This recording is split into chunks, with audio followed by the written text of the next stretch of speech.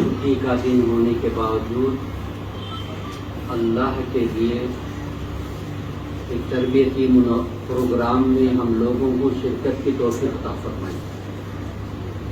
اللہ کا لاکھوں نہیں کروڑوں اربوں مرتبہ شکر ادا کرتے ہوئے آئے ہم تمام مل کر ایک مرتبہ نبی مکرم رسول اعظم محمد مجتبیٰ محمد مصطفیٰ صلی اللہ علیہ وسلم کی بارگاہ میں بڑے ہی عقیدت و محبت کے ساتھ درود پاک کا نذرانہ پیش کریں۔ اللہم صلی علی سیدنا شفیعنا حبیبنا نبینا مولانا محمد بارک وسلم صلاۃ سلاما علیک یا سیدی یا حبیبی یا مولائی یا رسول اللہ صلی اللہ تعالی علیہ وسلم۔ یہ ہمارا چھٹا تربیتی پروگرام ہے جو ہر ماہ کبھی 2 ماہ میں ایک مرتبہ منعقد ہوتے ہیں۔ آج تقریباً 1.5 گھنٹہ دیر میں جو ہے یہ پروگرام شروع ہو رہا ہے۔ شاید مصروفیات گھروں کی مصروفیات ہوں گی جس کی وجہ سے ابھی تک کئی ذاکرین جو ہے ابھی تک جو ہے نہیں آئے تھے۔ میرے خیال کوئی بھی وقت دنیا صوفیت کے مایہ ناز ہستی ایک روشن ستارہ آج ہماری دعوت پر لبیک کہتے ہوئے سلسلے قادریہ جنیدیہ چشتیہ کے مریدین کے لیے تربیت کے لیے آج اپنی گوناگوں مصروفیات کو چھوڑ کر ہماری دعوت پر لبیک کہتے ہوئے آج ہماری خانہ تشریف لائے ہوئے میں سلسلے تمام مریدین اور میری اور تمام مریدین کی جانب سے حضرت قبلہ حضرت شاہ قیام الحق صاحب قبلہ کو دل کی عطا گہرائیوں سے اس بزم میں میں استقبال کرتا ہوں اور میں چاہتا ہوں کہ جو حضرت قبلہ کی جو ہے گل پوشی اور شال پوشی کے ساتھ جو ہے حضرت قبلہ کا استقبال کرے۔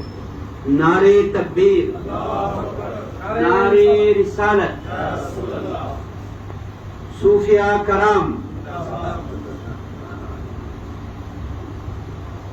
اور آج ان کے فرزند انجمن بھی جو ہے ماشاءاللہ چھوٹے فرزند انجمن آئے انہیں بھی جو ہے ہماری خانقاہ کی اجازت سے ان کی بھی گل پوشی اور شال پوشی پر وہ قبول فرمائے۔ اور اسی طرح ہمارے ڈاکٹر صاحب بھی جو ہے ماشاءاللہ ہمیشہ آتے رہتے ان کی بھی جو ہے اس بزم میں جو استقبال کیا جاتا استقبال کے لیے جو ہے یہ تنہیتی کلمات حضرت قبلہ آنا چاہیے تھا۔ میں ہمارے اطہر جنیدی سے بھی گزارش کروں گا کہ وہ آ کر جو ہے خیرت پاک جو ہے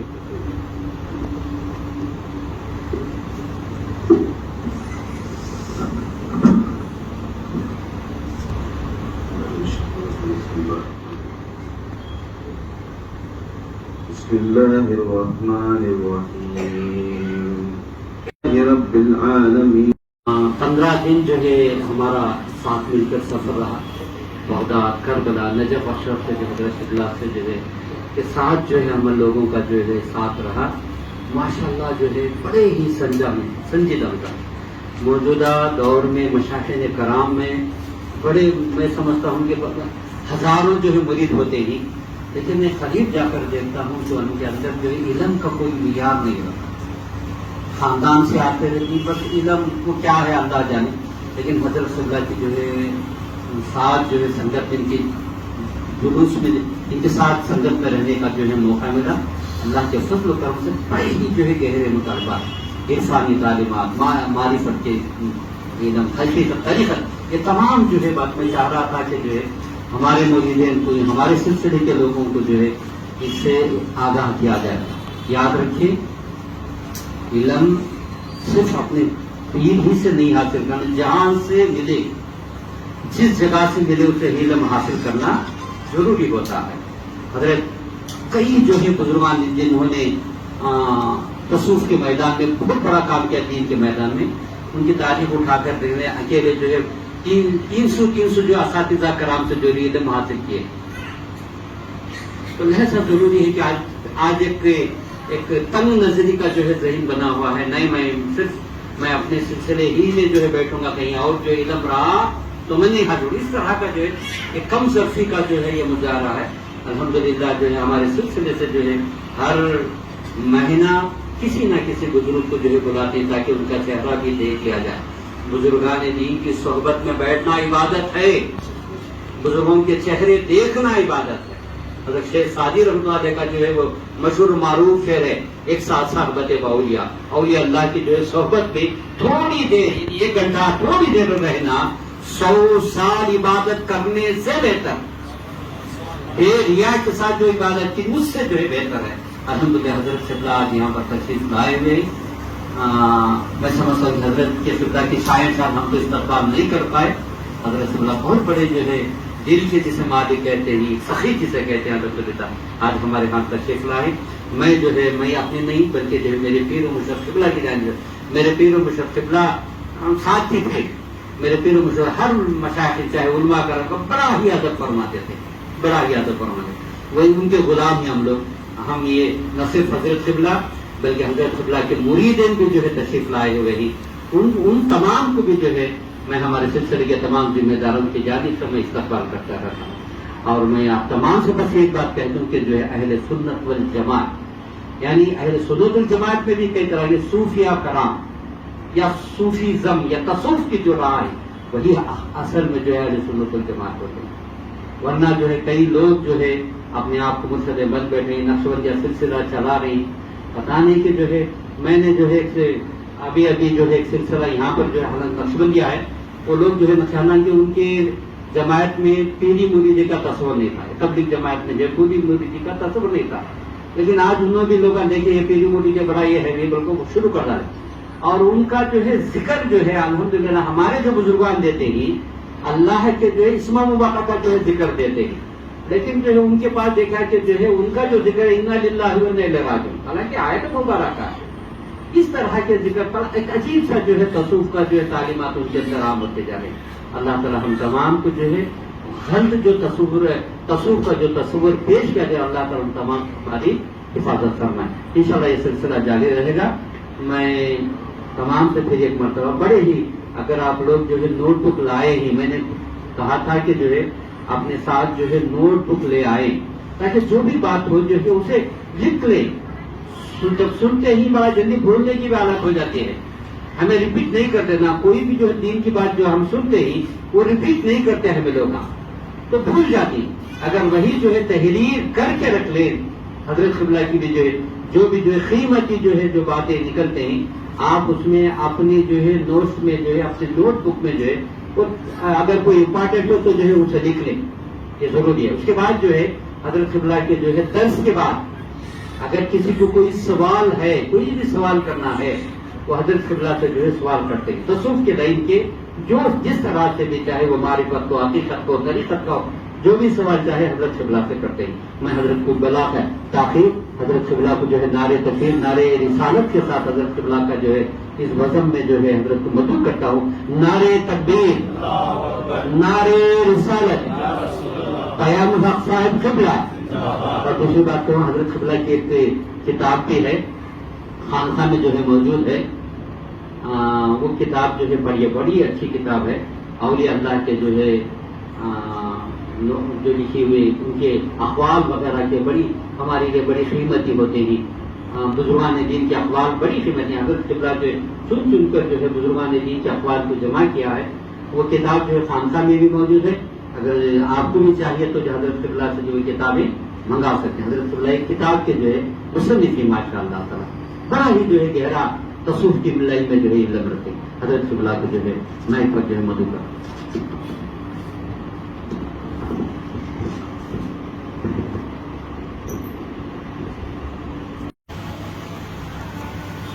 نحمده ونصلي على رسوله الكريم بفضل بسم الله الرحمن الرحيم الحمد لله رب العالمين والصلاة والسلام على سيد الأنبياء والمرسلين خاتم النبيين سيدنا ومولانا محمد وعلى آله وأصحابه نوراني سرچشم سلطانی قندیل لاقانی اعوذ باللہ من الشیطان الرجیم بسم اللہ الرحمن الرحیم ان الذین یبایعونک انما یبایعون اللہ ید اللہ فوق ایدیہم فمن اکتسى فمن بغى فما إنه ينكسو على نفسه ومن أوفى بما أهدى عليه الله فسيؤته أجرا عظيما صدق الله مولانا العظيم وصدق رسوله النبي الكريم. یوں تم میں گم ہوا ہوں تمہیں دیکھنے کے بعد، رہ کر بھی لاپتا ہوں تمہیں دیکھنے کے بعد. خالی تھا میرا جام شرابن طہور سے، لبریز ہو گیا ہوں تمہیں دیکھنے کے بعد. پردے جو ظاہری کے تھے اٹھتے چلے گئے ہیں، باطن میں کھو گیا ہوں تمہیں دیکھنے کے بعد. سولی پہ بھی صدائے انالحق نہ کم ہوئی، منصور ہو گیا ہوں تمہیں دیکھنے کے بعد. شاید اسی کا نام ہے معراج عاشقی، مجذوب ہو گیا ہوں تمہیں دیکھنے کے بعد. محبوب نور حق ہی تو ہے نور مصطفیٰ، بے باک کہہ رہا ہوں تمہیں دیکھنے کے بعد. خواتین و حضرات، معزز صاحبین، مریدین و فقیدین، السلام علیکم ورحمۃ اللہ وبرکاتہ. میں ابھی جو آیت کریمہ کی تلاوت کی ہے سورہ فتح کی آیت ہے. اس آیت میں اللہ تعالیٰ فرماتا ہے آپ کے ہاتھ پر جو لوگ بیعت کر رہے ہیں وہ آپ کا نہیں اللہ کا ہاتھ ہے، اور جو لوگ عہد کر رہے ہیں اگر اپنے عہد سے پھر جائیں گے تو ان کے لیے خسارہ ہے. اگر وہ لوگ اللہ کے سے وعدہ کیے ہیں اور اس وعدے پر اگر ٹھہر جائیں تو ان کے لیے عنقریب ایک اجر ہے، اجر عظیم. یہ آیت قرآن میں اللہ تعالیٰ نے سرکار دو عالم صلی اللہ علیہ وسلم کے ہاتھ پر بیعت کرنے والوں کے لیے اتاری. میں نے اس آیت کو اس لیے تلاوت کی کہ یہاں پیری مریدی کی بات ہے. مرید بھی اپنے پیر کے ہاتھ پر بیعت کرتے ہیں، تو بیعت کرنے کے بعد اپنے عہد پر قائم رہنا چاہیے. اب سب سے پہلی بات ایک ایسی ہے کہ مرید کسے کہتے ہیں اور پیر کیا ہے. کلام پاک مکمل سرکار دو عالم صلی اللہ علیہ وسلم کی زندگی اور آپ کے قول و فعل کو احادیث کی شکل میں اللہ تعالیٰ نے سرکار دو عالم صلی اللہ علیہ وسلم نے ہمارے سامنے پیش کیا اور دین کو مکمل کر دیا. اس کے بعد پھر بیعت کی ضرورت ہمیں کیوں ہے؟ جب مکمل دین ہمارے سامنے موجود ہے تو ہمیں بیعت کیوں کرنا چاہیے؟ اگر بیعت کرنے سے ہمیں صرف قرآنی کے تعلیمات ملنے ہیں، ظاہری تعلیمات، تو پھر ہم دین میں ہیں. دین سے ہمیں وہ تعلیمات علماؤں سے، استاد سے ملتے ہیں. تو پھر ہم کون سی تعلیم حاصل کرنے کے لیے ہمیں پیر کے پاس روزانہ بیٹھ کر ادب و احترام سے یہ سیکھنا ہے. قرآن کا ایک ظاہر ہے اور ایک باطن ہے. ظاہر سب پر عیاں ہے. عالم و مولوی، مفتی، جو حضرات مدرسے سے فارغ ہیں، سند یافتہ ہیں، وہ لوگ آپ کو دین سمجھائیں گے نہیں، دین پڑھائیں گے. مدرسوں میں قرآن کو پڑھایا جاتا ہے. پیر کی خدمت میں بیٹھ کر قرآن کو سمجھا جاتا ہے. اس سمجھنے کی جگہ کو خانقاہ کہتے ہیں. خانقاہی نظام حضور اکرم صلی اللہ علیہ وسلم کے بعد اولیاء کرام نے رائج کیا. اپنے مریدین کو قرآن کے تعلیمات سمجھایا جائے. سرکار دو عالم صلی اللہ علیہ وسلم کی زندگی حیات طیبہ میں آپ صلی اللہ علیہ وسلم اپنے صحابہ کو، جنہیں آپ معتبر سمجھتے تھے، جنہیں آپ قابل سمجھتے تھے، اس علم کو حاصل کرنے کے بعد اس سے امانت یعنی اس کی حفاظت کر سکے، ان لوگوں کو آپ نے یہ تعلیمات دی ہے۔ ظاہری علم کے جو تعلیمات ہیں وہ عام کر دیے، سبھی صحابہ اس علم کو جانتے تھے۔ حضور اکرم صلی اللہ علیہ وسلم کا وقت جب قریب آیا تو آپ نے فرمایا کہ اب میرا وقت قریب ہے، تو صحابہ نے پوچھا یا رسول اللہ، آپ کے بعد ہم یہ تعلیم کس سے حاصل کریں؟ باطنی تعلیمات ہم کس سے حاصل کریں؟ تو آپ صلی اللہ علیہ وسلم نے فرمایا میں آپ کے پیچھے دو چیزیں چھوڑے جاؤں گا، ایک اللہ کا کلام، دوسرا میری اہل بیت۔ قرآن کو مدرسوں میں پڑھو، قرآن کو اہل بیت سے سمجھو۔ خانقاہی نظام اسی سمجھنے کے لیے قائم کیا گیا۔ خانقاہ کا مطلب چاہے وہ عالم ہو، مولوی ہو، فاضل ہو، مفتی ہو، چاہے وہ کتنی ہی اونچی تعلیم حاصل کر لے مدرسوں میں، لیکن ضروری ہے کہ وہ خانقاہ میں بیٹھ کر روزانہ تصوف کے علم کو حاصل کرے، علم معرفت کو حاصل کرے۔ اب سوال یہاں یہ آتا ہے کہ سرکار دو عالم صلی اللہ علیہ وسلم کے بعد اس علم کو حضرت علی کرم اللہ وجہہ نے جاری فرمایا۔ دو طریقے ہوئے۔ حضور صلی اللہ علیہ وسلم کے پردہ کرنے کے بعد تمام مسلمان جو ظاہری علم کو جانتے تھے وہ حضرت ابو بکر صدیق رضی اللہ تعالیٰ عنہ کو خلیفۃ المسلمین بنائے۔ حضور اکرم صلی اللہ علیہ وسلم نے غدیر خم میں حضور اکرم صلی اللہ علیہ وسلم حضرت علی کو خلیفۃ العارفین بنائے۔ پہلے خلیفہ حضرت ابو بکر صدیق ہیں مسلمانوں کے، پہلے خلیفہ حضرت علی کرم اللہ وجہہ ہیں عارفین کے۔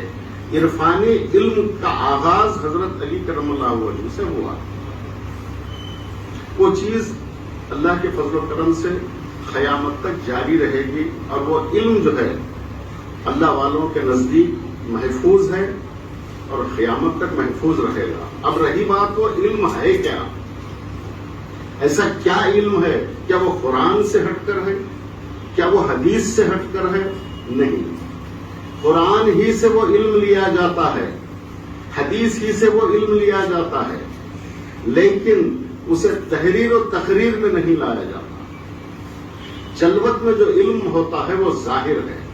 ظاہری علم میں کیا چیزیں آتی ہیں کہ آپ کو نماز، روزہ، زکوٰۃ، حج، نماز کے طریقے، زندگی گزارنے کے معاشرتی طریقے، ازدواجی زندگی کس طرح سے گزارنی چاہیے۔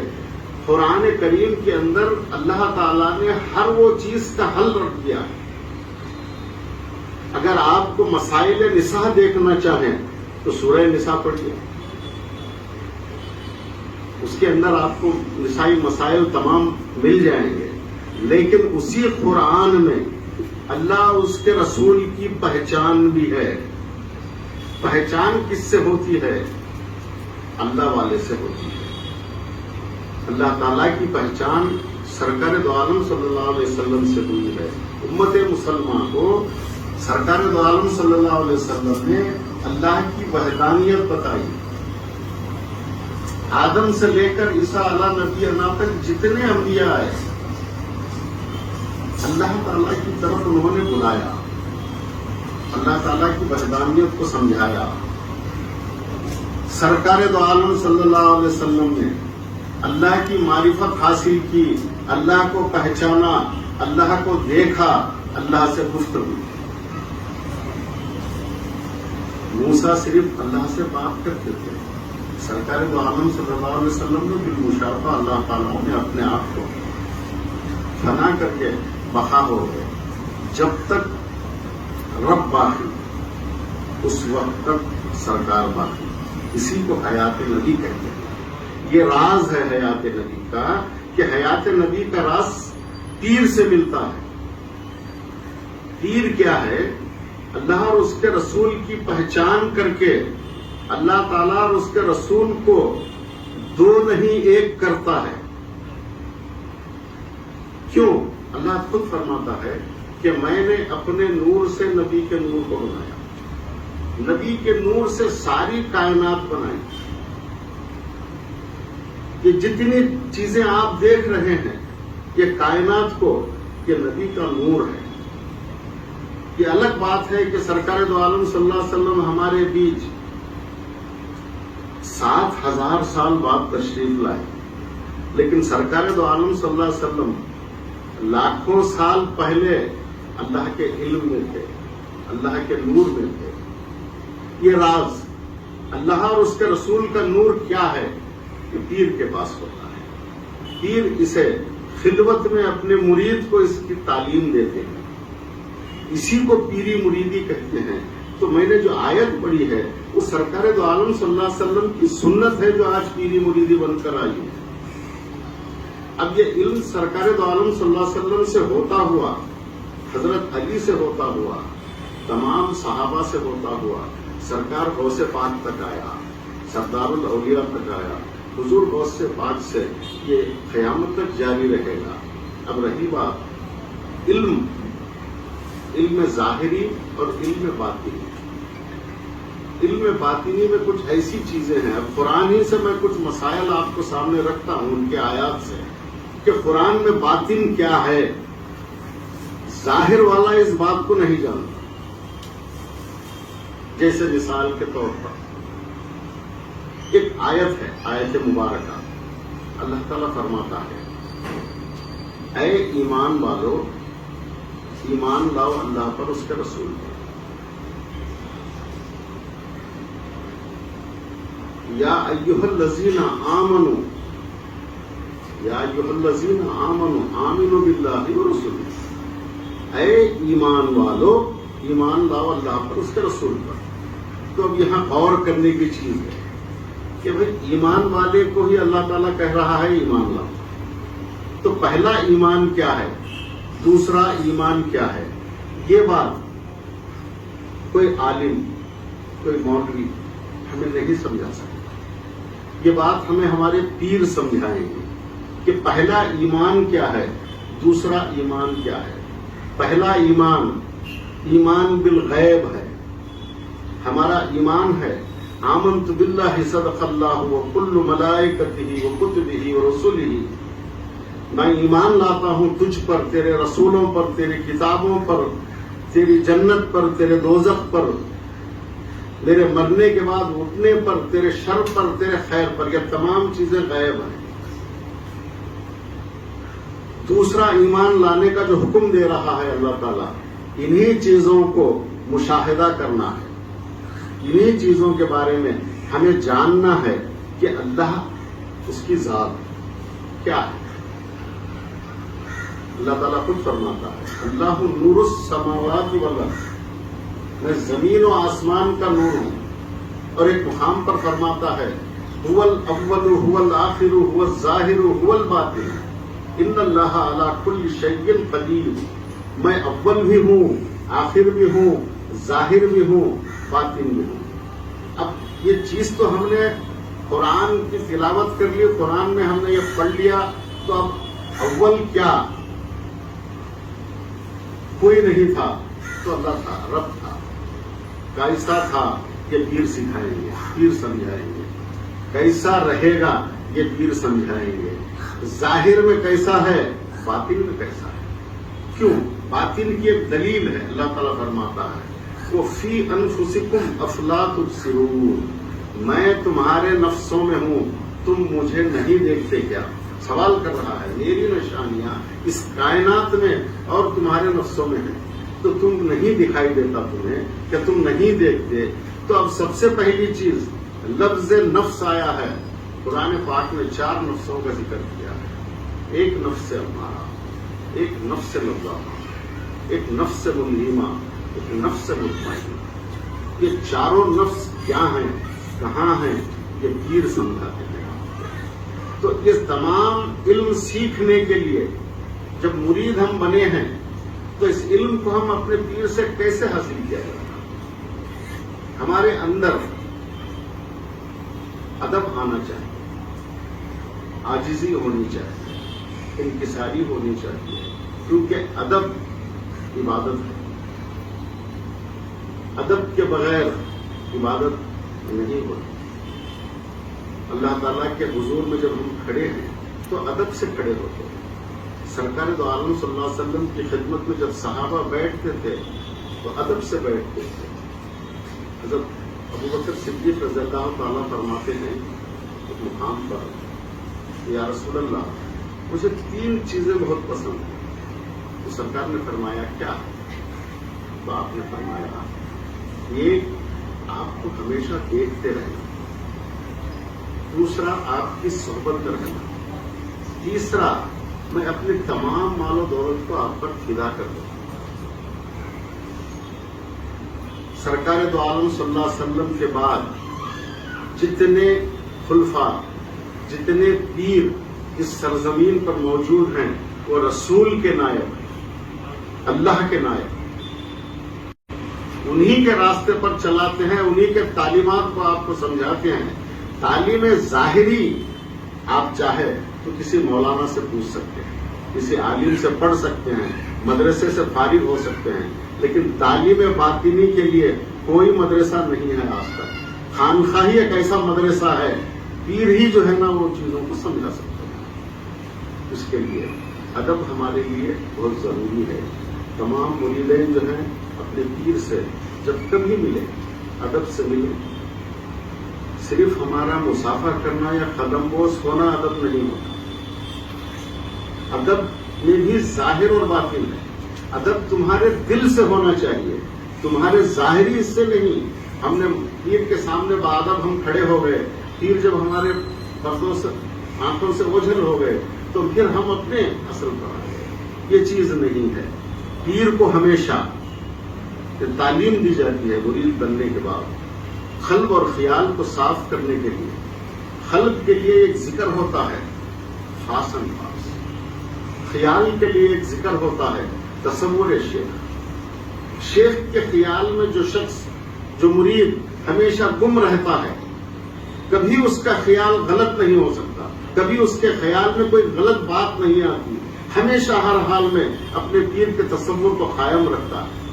تصور کو قائم رکھنے کا یہ مطلب نہیں کہ ہم آنکھ بند کر بیٹھ جائیں، کہیں کسی کونے میں گوشے میں تنہائی میں ہم اپنے پیر کی تصویر کو یا پیر کے خیال کو، اپنے ان کے چہرے کو ہمارے اندر بسا کر رکھیں، تو یہ نہیں، یہ غلط ہے، کیونکہ ایسا کرنے سے آپ کی جو ہے دوسری زندگی متاثر ہوتی ہے۔ سرکار دو عالم صلی اللہ علیہ وسلم کے تعلیمات یہ ہیں، آپ ہر کام کرتے ہوئے اللہ کو یاد کریں۔ آپ دنیا کا کوئی کام، آپ جس کام کے قابل ہیں اس میں رہتے ہوئے، مصروف رہتے ہوئے آپ خدا کو یاد کریں۔ مرید بننے کے بعد سب سے پہلے پیر مرید کو سب سے پہلی چیزیں سکھاتے ہیں، ہمیشہ ہر وقت ہر پل ذکر میں رہا۔ اللہ تعالیٰ فرماتا ہے وَمُصَلِّحِينَ الَّذِينَ الصَّلَاةِ دَائِمُونَ، میرے کچھ خاص بندے ایسے ہیں جو ہمیشہ مجھے یاد کرتے ہیں، ہمیشہ نماز میں ہیں۔ اور ہم کیا سمجھ رہے ہیں نماز کو کہ بھئی ہم وقت کے حساب سے، یہ وقت کے ساتھ محدود ہے۔ اللہ تعالیٰ اسے بھی، سرکار دو عالم صلی اللہ علیہ وسلم نے بھی اسے بھی قائم کیا ہے کہ وقت کے ساتھ تم جو ہے نا اسے ادا کرتے رہو، لیکن اس کے بعد اللہ کا حکم ہے، اس کے بعد تم ذکر میں لگ جاؤ۔ فَإِذَا قُضِيَتْ الصَّلَاةُ فَاذْكُرُوا اللَّهَ قِيَامًا وَقُعُودًا وَعَلَىٰ جُنُوبِكُمْ وَأَيْمَانِكُمْ، تم ہر حال میں، اڑے بھی، بیٹھے بھی، لیٹے بھی، ہر حال میں تم اس ذکر کو کرتے رہو۔ نماز بھی عبادت ہے، ذکر بھی عبادت ہے۔ تو اس کے لیے مرید جب بنے ہیں تو مریدی کو پورے طریقے سے سمجھو، اور اپنے پیر سے ہمیں کیا حاصل کرنا ہے، کس طرح سے حاصل کرنا ہے، اور پیر کی صحبت کیسے اختیار کرنی ہے۔ جب آپ کہیں بھی رہو، پیر ہمارے سے کئی میل دور پر ہے، ہم پیر کے قریب سمجھیں اپنے آپ کو، پیر کو اپنے قریب سمجھیں، یہ صحیح چیز ہے، یہ ادب ہے۔ ادب کا مطلب یہ کہ پیر جب ہمارے سامنے موجود ہیں، ہم ان کے سامنے ہاتھ باندھ کر کھڑے ہیں، ان کے قدم بوس کر لیے ہیں، ان کے پیر دبا رہے ہیں، ان کی خدمت کر رہے ہیں، یہ ایک جز معاملہ ہے۔ حقیقت میں ہمیشہ کے لیے اگر کوئی شخص اپنے پیر کے صحبت اختیار کرنا چاہتا ہے، حاضری میں بھی غائب میں بھی،